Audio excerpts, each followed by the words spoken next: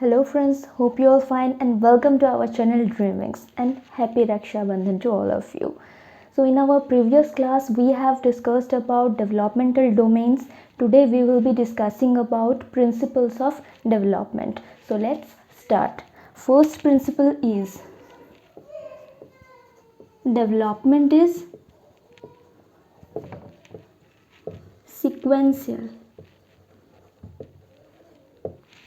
Right यानी कि इसका एक पैटर्न होता है. डेवलपमेंट एक पैटर्न से चलता है. पैटर्न मतलब हर कोई एक ही पैटर्न को बिलोंग करता है. कौन सा पैटर्न? जैसे कि हमने ग्रोथ में देखा था सेफेलोकॉर्डल एंड प्रोक्सिमोडिस्टल.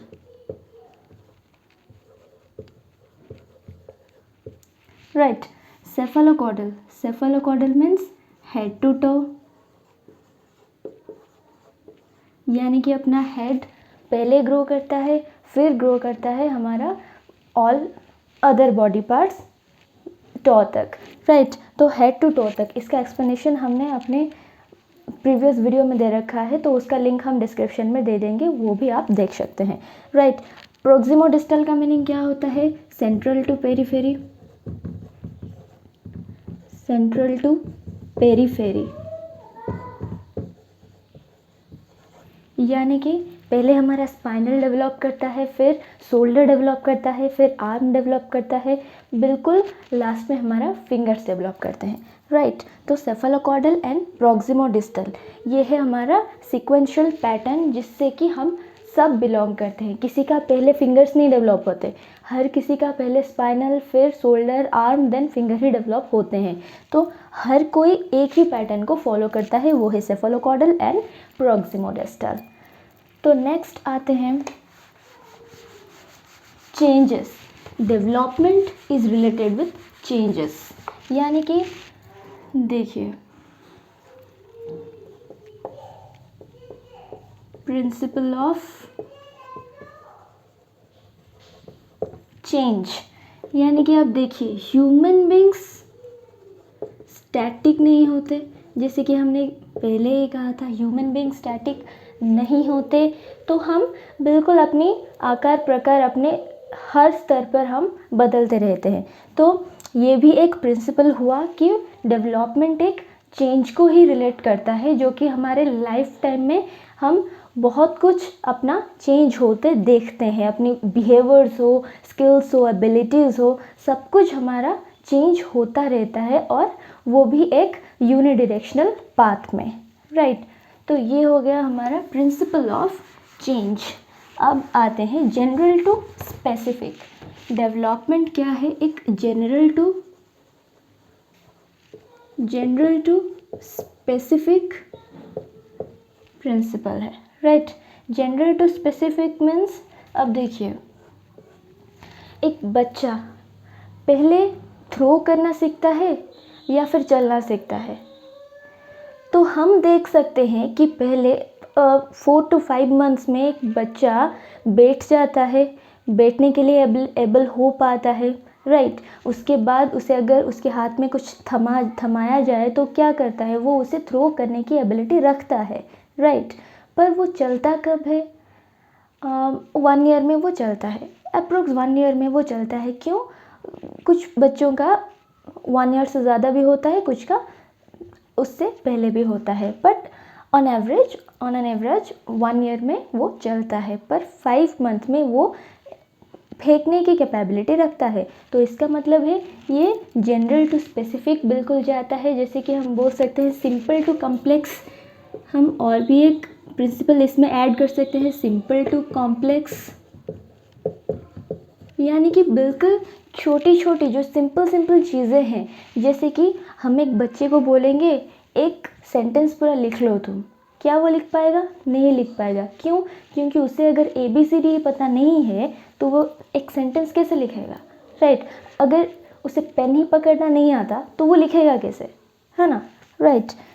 तो ये होता है हमारा सिंपल टू कॉम्प्लेक्स. जो छोटी छोटी जो चीज़ें हैं उसे मिलाकर हम कुछ ज़्यादा सीखते हैं. ओके. तो नेक्स्ट प्रिंसिपल में आ जाते हैं अब इंटीग्रेटेड। देखिए अब प्रिंसिपल ऑफ इंटीग्रेशन, जैसे कि हिंज वार्नर ने कहा था प्रिंसिपल ऑफ इंटीग्रेशन, उन्होंने डेवलपमेंट को कैसे डिफाइन किया था, combination of integration and differentiation, यानी कि जो इंटीग्रेशन है, इंटीग्रेशन से हमारा डेवलपमेंट इंक्रीज होता है। जैसे कि हमारे अंदर जो लेक ऑफ डिफरेंशिएशन होता है, जो हमें डिफरेंशिएट करने की एबिलिटी नहीं रहती। अब एग्जाम्पल हमने कहा था एक बॉल को लेकर, एक बुक को लेकर, सही है, तो वो वीडियो आप देख लीजिएगा। तो इंटीग्रेशन में क्या होता है, जो छोटे छोटे चीज़ों को हम मिलाकर कुछ ज़्यादा सीखते हैं, वही होता है इंटीग्रेशन में। जैसे कि जनरल टू स्पेसिफिक में और सिंपल टू कम्प्लेक्स में भी वही चीज़ है, बिल्कुल सिमिलर चीज़ है। तो छोटे छोटे चीज़ों को हम मिलाकर कुछ कम्प्लेक्स चीज़ सीखने की कोशिश करते हैं। और जो हमारा ओल्ड बिहेवियर था, राइट, जो ओल्ड हमारा बिहेवियर था, अगर बिहेवियरल पर्सपेक्टिव से देखें तो जो ओल्ड बिहेवियर था वो मॉडिफाई किस में कर जाता है, न्यू बिहेवियर में मॉडिफाई कर जाता है, सही है। तो ये किस तरह से होता है, अपने जो एक्सपीरियंस है उसे छोटे छोटे एक्सपीरियंसेस को मिला के, अपनी जो डे टू डे लाइफ में छोटे छोटे एक्सपीरियंसेस को मिला के हम कुछ ज़्यादा लर्न करते हैं अपनी लाइफ से। So next principle is development is a continuous process। जैसे कि हमने कॉन्सेप्ट ऑफ डेवलपमेंट में पढ़ा था कि ये बिल्कुल एक कंटिन्यूस प्रोसेस है, एंड ये एक यूनिडायरेक्शनल में जाता है, इरिवर्सिबल है, राइट, एंड यूनिडायरेक्शनल भी है। यूनिडायरेक्शनल मतलब सिर्फ एक ही दिशा में वो चलता रहता है। मतलब अब देखिए, अब हमने मोबाइल चलाना सीख लिया, तो ऐसा तो फिर से नहीं हो सकता कि हम फिर से भूल जाएं, टोटली भूल जाएं मोबाइल चलाना, ये नहीं हो सकता। क्यों? क्योंकि हम में जो कैपेबिलिटी है वो इनबिल्ट हो चुका है कि हमने सीख लिया मोबाइल चलाना, right.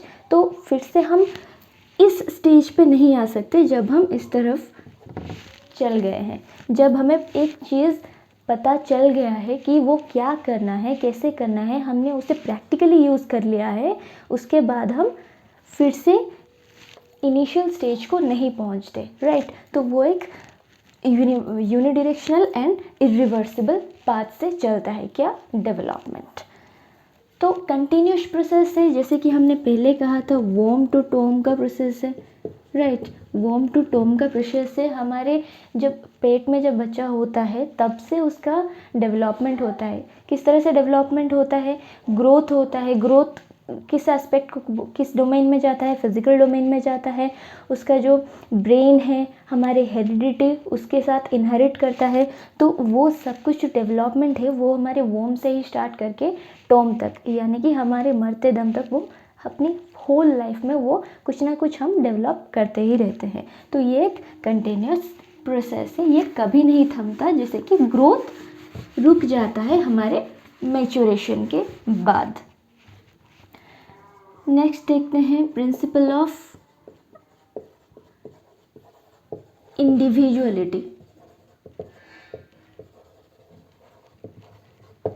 Principle of individuality, individuality मतलब जो इंडिविजुअल्स हैं,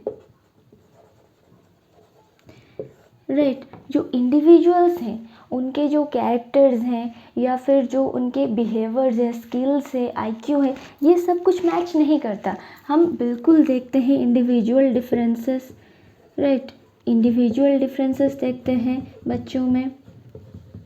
तो इंडिविजुअल डिफरेंसेस में हम कुछ स्पेशली एबल्ड चाइल्ड से भी मिलते हैं, कुछ बिल्कुल मतलब उन्हें कोई डिजीज़ हो या फिर वो सब भी जाते हैं इंडिविजुअल डिफरेंसेस में। और इसमें हम क्या इंक्लूड कर सकते हैं इंडिविजुअलिटी, प्रिंसिपल ऑफ इंडिविजुअलिटी में और एक भी हम इंक्लूड कर सकते हैं कि देखिए सबके लिए एक अलग से पेस में ही ये चलता है। तो डिफरेंट रेट होता है हर किसी का डेवलप करने का। देखिए कोई भी हमारे जो प्रोसीड नहीं करता अपना डेवलपमेंट एक सेम पेस पे वो डेवलपमेंट नहीं होता। देखिए सेम पेस में वो डेवलप नहीं करते, कोई भी सेम पेस पे डेवलप नहीं करते। इसे बोलते हैं थियोरी ऑफ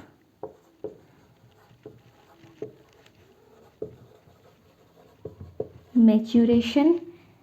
साइकोलॉजिस्ट कौन थे? जेसल, जिन्होंने ये बात बताई थी कि हर एक बच्चा सेम पेस में नहीं जाता डेवलपमेंट के हिसाब से। मतलब कि किसी का जो इंटेलेक्चुअल डेवलपमेंट है, कॉग्निटिव डेवलपमेंट है, या फिर जो मोरल डेवलपमेंट है, वो उसकी हेरिडिटी एंड एनवायरनमेंट दोनों पर डिपेंड करता है, राइट। हम अपना जो हेरिडिटी है वो तो इनहेरिट होता ही है बच्चों में, पर जो एनवायरनमेंट है वो भी काफ़ी हद तक हमें अफेक्ट करता है। तो इसके वजह से हमारे जो डेवलपमेंट है वो हमारे जो इंटरनल फैक्टर्स हैं जो कि ग्रोथ पर इम्पैक्ट डालते हैं, एक्सटर्नल इफेक्ट भी बहुत सारे हैं फैक्टर्स जो हमारे ग्रोथ पर अफेक्ट डालते हैं, जो हम अपने नेक्स्ट वीडियो में देखेंगे कि क्या क्या सारे फैक्टर्स हैं इंटरनल और एक्सटर्नल, और हम देखेंगे नेचर एंड नर्चर डिबेट। तो प्रिंसिपल ऑफ इंडिविजुअलिटी जो कि इंडिविजुअल डिफरेंसेस को इंक्लूड करता है, और जो सेम पेस, कोई भी बच्चा सेम पेस में डेवलप नहीं करता, तो इसे बोलते हैं थियोरी ऑफ मैच्योरेशन, जिसे कि एक्सप्लेन किया था किसने? जेसल ने।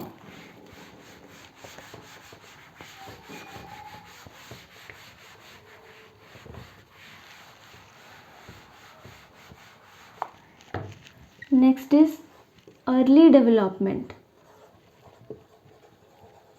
Early development is more important than further development।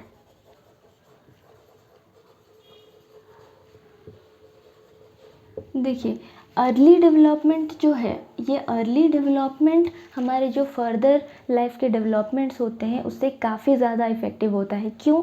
अब देखिए हम सभी जानते हैं कि अपने जो स्कूल्स हैं उनमें हम बिल्कुल एक सेकेंड लैंग्वेज सीखने की कोशिश करते हैं। क्यों? क्योंकि हमारा जो लैंग्वेज लर्निंग पावर होता है वो बचपन में ज़्यादा अच्छा होता है, राइट। वो जब हम बड़े होते जाते हैं उसका जो कैपेबिलिटी है वो थोड़ा कम हो जाता है। तो इससे हम क्या देख सकते हैं कि जब हम छोटे होते हैं हमारी जो मेमोरी पावर है या फिर हमारी जो सीखने का कैपेबिलिटी है वो काफ़ी ज़्यादा होता है। तो देखिए हमारे जो फर्दर डेवलपमेंट्स है उसमें क्या होते हैं, हमारे अंदर काफ़ी सारे अपने ब्रेन्स में उथल पुथल मची रही होती है, फिर एनवायरनमेंट का काफ़ी ज़्यादा इफेक्ट होता है, सही है। तो बचपन में भी इन्वायरमेंट का काफ़ी ज़्यादा इफेक्ट होता है, फिर भी क्या होता है बच्चों में वो कैपेबिलिटी होता है। जैसे आप लोगों ने देखा ही होगा कि इमिटेट बहुत जल्दी करते हैं बच्चे, हम कुछ भी उन्हें बोले वो अच्छे से उसे पकड़ लेते हैं, है ना। उसे फिर से इमिटेट करके वो उसे बोलने के लिए कोशिश करते हैं और उस लैंग्वेज को सीख सकते हैं। तो यही होता है कि जब बच्चा उसका जो छोटे एजेस है, मतलब कि फर्स्ट ईयर्स ऑफ लाइफ है, उसमें वो ज़्यादा लर्न कर सकते हैं, राइट।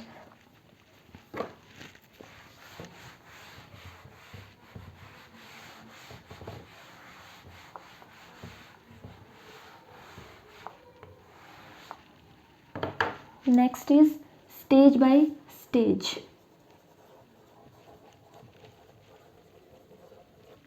स्टेज बाय स्टेज यानी कि जैसे हमने देखा है प्रीनाटल आता है, फिर पोस्टनाटल आता है, सही है। तो ये है एक स्टेज बाय स्टेज, मतलब कि जब हमारा फर्टिलाइज ओव्यूम हुआ, फिर एम्ब्रियो हुआ, फिर फॉयटस हुआ, फिर हमारे इन्फेंसी आया, चाइल्डहुड, एडोलेसेंस, एडल्टहुड, इस तरह से हम अपनी स्टेजेस को क्रॉस करते हुए अपनी लाइफ में आगे बढ़ते हैं और हमारे जो डेवलपमेंट्स होते हैं, चाहे वो मोरल हो, चाहे वो सोशल हो, चाहे वो फिज़िकल हो, हर चीज़ में हम डेवलप करते जाते हैं अपनी लाइफ टाइम में, सही है। तो ये रहा एक स्टेज बाय स्टेज जिसमें हम प्रीनाटल को क्रॉस करते हैं, फिर पोस्टनाटल को क्रॉस करके एडल्टहुड तक पहुंचते हैं, राइट। तो ये रहा अपना stage by stage developmental principle. तो ये सब थे हमारे डेवलपमेंटल प्रिंसिपल्स, यानी कि प्रिंसिपल्स ऑफ डेवलपमेंट तो कुछ बुक्स में 10 to 12 लिखे होंगे और कुछ में 5 to 6, राइट। सो कोई भी डाउट हो आप कमेंट सेक्शन में पूछ सकते हैं, और अगर वीडियो अच्छा लगे तो लाइक, शेयर एंड सब्सक्राइब ज़रूर कीजिएगा और पास वाले बेल आइकन को ज़रूर दबाएं। तो हम अपनी फर्दर वीडियो में पढ़ेंगे factors affecting growth and development, अच्छी तरह से डिटेली पढ़ेंगे। पहले भी एक वीडियो में हमने कहा था, पर अब हम थोड़े एलेबरेटली उसे देखने की कोशिश करेंगे और नेचर एंड नर्चर डिबेट देखेंगे, जिसमें कि हम product of heredity and environment के बारे में समझेंगे। So this is now the end of the video. I hope you like this. फिर मिलते हैं अपने नेक्स्ट वीडियो में। Till then be safe, keep learning, सीखते रहिए, सिखाते रहिए। God bless you.